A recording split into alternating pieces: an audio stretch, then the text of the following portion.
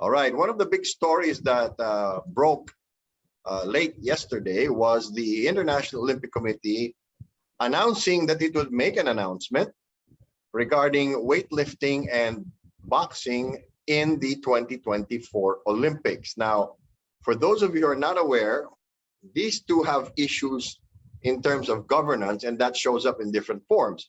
In weightlifting, it's been mostly over 50 established cases of steroid use, and which is why weightlifting has been gradually cut down. From the previous Olympics, there were 260 participants. In Tokyo, there were only 196. In Paris, there are only supposed to be 120. Now, boxing, we all know it's the case of corruption, poor judgment, literally messing up all of the judging in major events like the Olympics. And Ryan, they proved that in 2016, there was a lot of bout fixing in the Rio Olympics. Yes, in fact, Michael Conlon from Ireland, he famously flipped off the bird to the judges and referees at ringside, and that kind of built his profile up.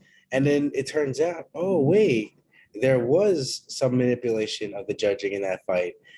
So it really kind of vindicated Conlon's vulgarity. But this is nothing new. I mean, one of the indelible memories of Olympic boxing is 1988, when Roy Jones was robbed blind in Seoul, Korea, did everything but kill the guy, and lost the decision in the gold medal match to the home country boxer. AIBA is a hopelessly corrupt organization. They have I don't believe that this is something that can be fixed. They have a long history, an entrenched history of just bad decisions, corruption. And we saw in these most recent Olympics, there were a lot fewer bad decisions once AIBA was removed from Tokyo. Yes, and that's why the Philippines got 3 medals in boxing.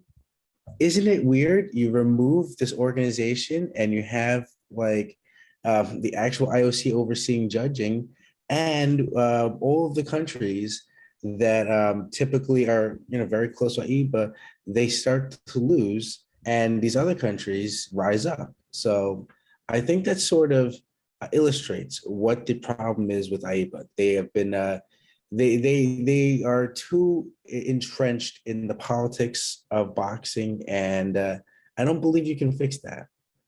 Now, my question is this, though. In the case of weightlifting, for example, Chin Shan Lo, who got the bronze medal to Heidelin Diaz in the new 55-kilogram weight class, was one of the athletes from her country who medaled in the previous Olympics, was found to have used steroids, and she was stripped of her medals and banned from the sport. Now, the problem with boxing is it's not the athlete that's the problem. It's the judging. So how do you fix that? Do you just give another gold medal to the person who was cheated in the finals? I mean, that's the thing about it. You can't really rewrite the history. And we're talking, you mentioned 1988. I was in Atlanta in 1996. Ron De Los Reyes was my roommate. I was covering basketball. He was covering boxing, and he famously covered the Onyok Velasco scam and said it was a robbery in Atlanta. Onyok was beating Daniel Bodilov half to death in the first round, looks up at the score and sees himself behind, and we heard that was because Bodilov was the last remaining Bulgarian, and it would have been an embarrassment to one of the officials of AIBA if no Bulgarians won a gold medal. Mm-hmm. Yeah, no, we see a lot of preferential treatment. I remember in 2012, they actually overturned a decision, not in a gold medal match, but in one of the preliminaries, because Azerbaijan, the boxer from Azerbaijan, had gotten a pretty blatant robbery decision, and they go, we're just going to fix it and have the guy put back. But you talk about rewriting history. One of the fights in 2016 that investigations found had manipulating judging was the super heavyweight final between Joe Joyce and Tony Yoka. And if you have a gold medal, the difference in how much money you can sign for is Yes. significant. So, when you go to turn professional. So these have real life consequences on boxers and their lives. It's not just about, pride. It's you're affecting people's lives at that point. And AIBA, they have shown themselves to be pretty shameless in their existence. And it's like, how do you fix a sanctioning body? It's really easy. You make it disappear. So I think that's the way. I think you have to start from scratch. I think you have to get rid of, when you're talking about the swamp, you can't, just drain the swamp. You have to pave over it, and start a Yes. new swamp. And that's what's going on here with AIBA. And the fact of the matter is, this has been going on for so long, and it happens more frequently at the SEA Games, which is the lowest tier of competition here, where you actually have them allocating medals to. They have a meeting, and everybody says, "Oh, Philippines, how many gold medals you want?" And of course, the Filipinos will say, "Can we have all of them?" No, no, no, one or two only. So it's preordained. So why do you even bother showing up to a competition? Just hand them the medals. I mean, for goodness sake,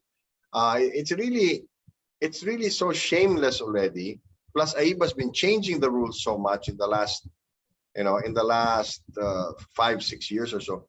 Do you foresee, however, boxing not being in the 2024 Olympics?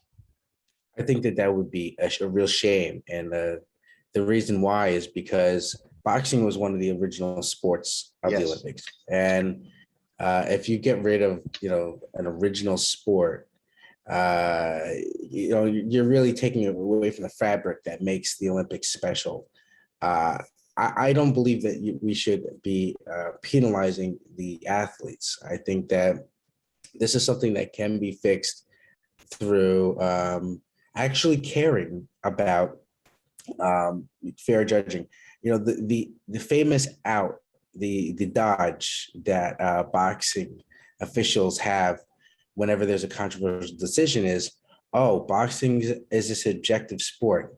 Yeah, kinda, but sometimes it's pretty objective when you see one fighter is dominating the other, and then they obviously rob him.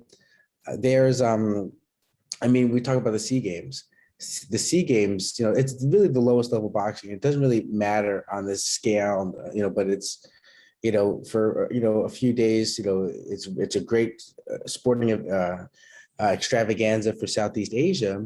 But you see some pretty awful judging, and there's no because so you have these countries like Malaysia and Indonesia and which don't traditionally have boxing. When you talk about boxing in Southeast Asia, you're really talking about the Philippines, the Philippines up here, and then you have like Thailand, they had a couple of Olympic level boxers. But then the rest of the countries, if they're hosting it, they can manipulate how many weight classes they're going to be, because they're like, we don't want to give this country an advantage. I mean, we saw in Malaysia, they actually eliminated women's boxing entirely because they didn't have women's boxers. That shouldn't be our problem. That should be, hey, get with the times. Let's train some women's boxers. This is a place where you can win gold medals. It's not anyone else's fault. And then, to make sure that Malaysia gets a gold medal, they rob some boxers. Yeah, in 2007, I was in Thailand for the SEA Games. Thereafter, the Philippines won the overall in 2005, and in a span of 2 days, there were 14 gold medal matches in boxing and other martial arts, and the Philippines only won 1 gold medal. Our athletes were involved in 14 gold medal matches, and the only one that we won was when Annie Albania knocked out her opponent. And the athletes were crying even before their own matches, because they knew already that they were going to get screwed. And that is something really that we have to stop.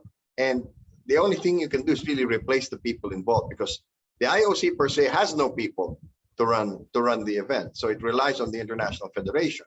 Now, if the international federation's the problem, then you have to pull it up by the roots and make changes.